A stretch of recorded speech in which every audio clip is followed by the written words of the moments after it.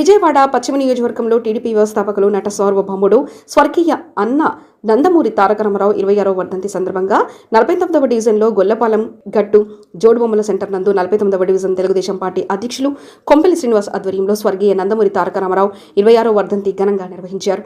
ఈ కార్యక్రమంలో డివిజన్ ప్రధాన కార్యదర్శి చొక్కాకుల రమణ, ఉపాధ్యక్షులు కె విక్టోరియా, కార్యదర్శి కోటేశ్వరమ్మ, మైనార్టీ సెల్ నాయకులు షఫీవుల్లా మరియు తెలుగుదేశం పార్టీ నాయకులు, కార్యకర్తలు, ఎన్టీఆర్ అభిమానులు తదితరులు పెద్ద ఎత్తున పాల్గొన్నారు.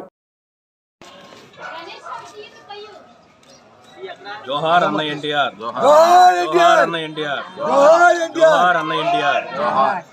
ఈరోజు తెలుగుదేశం పార్టీ వ్యవస్థాపకులు విశ్వవిఖ్యాత నట సార్వభౌమ డాక్టర్ స్వర్గీయ నందమూరి తారక రామారావు గారి 26వ వర్ధంతి సందర్భంగా ఈ రోజున 49వ డివిజన్ తెలుగుదేశం పార్టీ కమిటీ తరఫున ఈరోజు జోడోమల్ సెంటర్ గొల్లపాలెం గట్టులో ఎన్టీఆర్ గారి వర్ధంతి ఘనంగా నిర్వహించడం జరిగింది. ఈరోజు ఆ మహానుభావుడికి తెలుగుదేశం పార్టీ నాయకులు, కార్యకర్తలే కాకుండా అభిమానులు కూడా ఎంతోమంది స్వచ్ఛందంగా వచ్చి నివాళులర్పించడం జరిగింది. తెలుగువారి ఆత్మగౌరవాన్ని, తెలుగు జాతిని నలుదిశలా వ్యాపింపజేసిన మహానుభావుడు శ్రీ నందమూరి తారక రామారావు గారు.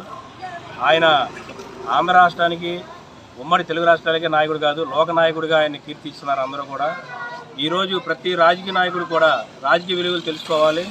ప్రతి ఒక్కరూ కూడా ఎన్టీఆర్ గారిని ఆదర్శంగా తీసుకొని రాజకీయం ఎలా చేయాలి, ప్రజలకి సంక్షేమ పథకాలు ఏ రకంగా అందించాలనేది ఎన్టీఆర్ గారిని చూసుకొని అందరూ ప్రతి ఒక్కరు నేర్చుకోవాలి. మొట్టమొదటిసారిగా ₹2 కిలో బియ్యం కానీ, అలాగే మద్యపాన నిషేధం కానీ, ఇలాంటి కార్యక్రమాలు మొట్టమొదటిగా ఆచరించి ప్రజలకి మేలు చేకూరే విధంగా సంక్షేమ కార్యక్రమాలను మొదలుపెట్టిన ఏకైక మా లోకనాయకుడు ఎన్టీఆర్ గారు అని మేము భావిస్తున్నాం.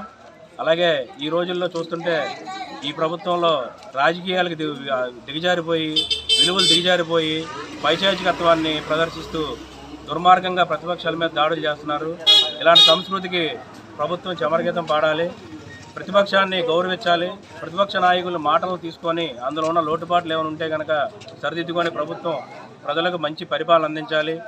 మళ్ళీ కూడా త్వరలో తెలుగుదేశం పార్టీ అధికారంలోకి వచ్చి ప్రజలందరికీ మంచి సంక్షేమ పథకాలని, అభివృద్ధిని, అలాగే ఉద్యోగాలని, అలాగే సంపదను కూడా సృష్టించే విధంగా అందరూ కూడా రేపొద్దున భవిష్యత్తులో తెలుగుదేశం పార్టీ ఓట్లేసి అందరూ కూడా గెలిపించాలని మనస్ఫూర్తి కోరుకుంటూ ఈరోజు